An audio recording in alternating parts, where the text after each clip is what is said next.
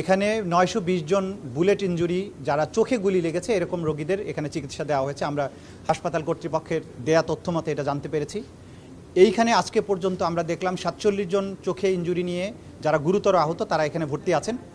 এর আগে বিভিন্ন পর্যায়ে এই 920 জনের রোগীকে বিভিন্ন পর্যায়ে তারা চিকিৎসা দিয়েছেন। কারো কারো দু চোখ পুরোপুরি ড্যামেজড হয়েছে, কারো কারো দুই চোখ আংশিক ড্যামেজ হয়েছে, কারো এক চোখ পুরোপুরি ড্যামেজ হয়েছে, কারো এক চোখ আংশিক ড্যামেজ হয়েছে, কারো কারো মাইনর ইনজুরি হয়েছে, কারো মুখমণ্ডলে গুলি আছে। তবে 100% এখানে যে সমস্ত রোগী এসেছেন যাদের চোখে গুলি লেগেছে সবারই গানশট ইনজুরি বলে এখানে তারা আমাদেরকে নিশ্চিত করেছেন। শরীরের মধ্যে অসংখ্য গুলি আছে, সেগুলো আছে যেটা চোখের সাথে হয়তো রিলেটেড না।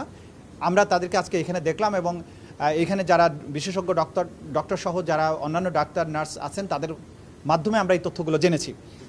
এবং তারা যেটা বলছেন যে প্রথম দিকে যারা গুলিবিদ্ধ এখানে চিকিৎসার জন্য এসেছেন তারা কিন্তু ভয়ে, পুলিশের ভয়ে তাদের নাম ঠিকানা বলতে চাননি, দ্রুততম সময়ে এখানে চিকিৎসা নিয়ে চলে যাওয়ার চেষ্টা করেছেন। যাদেরকে ভর্তি করা দরকার ছিল, থাকতে বলা হয়েছে, তারা সেটা থাকতে চাননি, কারণ তারা আশঙ্কা করেছেন পুলিশ হয়তো তাদেরকে ধরে নিয়ে যাবে। একটা ছেলের সাথে তথ্য আমরা জানি যে তাকে একবার গুলিবিদ্ধ হয়ে চিকিৎসা নিয়ে ফেরত যেয়ে আবার যখন সে দ্বিতীয় দফায় ফলো আপে আসছিল রাস্তা থেকে পুলিশ তাকে ধরে নিয়ে গিয়ে, একটা বাচ্চা ছেলে, তাকে 12 দিনের রিমান্ডে নিয়ে তাকে রাখা হয়। পরবর্তীতে স্বাধীনতার পরে সে আবার নতুন করে জেল থেকে বের হয়। এবং আজকে বেদনাদায়ক অনেকগুলো স্টোরি, আমরা প্রত্যেকের জন্য এক একটা বেদনাদায়ক স্টোরি আমরা শুনেছি। পারভিন নামে একজন ভদ্রমহিলা এখানে চিকিৎসাধীন আছেন এক চোখে গুলিবিদ্ধ হয়ে।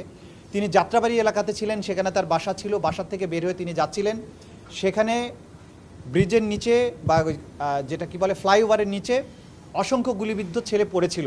একটা ছেলে তাকে ইশারা দেয় যে আমি গুলিবিদ্ধ, নড়তে পারছি না, আমাকে একটু ধরে সরান এখান থেকে। তো তাকে সে বুকে জড়িয়ে কোলে করে নিয়ে সরার চেষ্টা করেন। ওই ছেলেটাকে কোলে নেওয়ার পরে সেই ছেলেটা ইউনিফর্ম পরা ছিল, গলায় একটা আইডি কার্ড ছিল। যখন তাকে বুকে নেয় এই সময় আরেকটা গুলি এসে ওই ছেলেটার পিঠে গুলিবিদ্ধ হয় এবং ছেলেটা তার বুকেই শহীদ হয়ে যায়। উনি যখন পিছনে ফিরে যখন আবার দেখার চেষ্টা করছিলেন যে গুলিটা কোন দিক থেকে আসছে, তখন আরেকটা গুলি এসে তার চোখে লাগে এবং সেই গুলি নিয়ে তিনি এখানে চিকিৎসাধীন আছেন। এবং তাদেরকে দুজনকে একসাথেই ঢাকা মেডিকেলে প্রথমে নেওয়া হয়, তারপরে ছেলেটা সেখানে মারা যায় বা গুলিবিদ্ধ অবস্থায় তাকে, শহীদ অবস্থায় তাকে সেখানে নেওয়া হয়। তো এই যে আমরা দেখলাম যে তাদের যে অপারেশন হয়েছে, অপারেশনের পরে যে পিলেটগুলো চোখ থেকে বের করা হয়েছে, অনেকের ফাইলের মধ্যে কিন্তু এগুলো সংরক্ষণ করে রাখা হয়েছে। তো যারা বাইরে থেকে বলার চেষ্টা করেছেন যে বন্দুক থেকে গুলি করা হয়নি, চোখে গুলি করা হয়নি, পুলিশ গুলি করেনি, দিস অ্যান্ড দ্যাট, তো সেগুলোর প্রমাণ হচ্ছে যে এখানে 100% গানশট ইনজুরি এবং সেগুলো করা হয়েছে বুক থেকে উপরের দিকে, মানে উদ্দেশ্যই ছিল হত্যারা অথবা পার্মানেন্টলি ডিসেবল করে দেওয়া।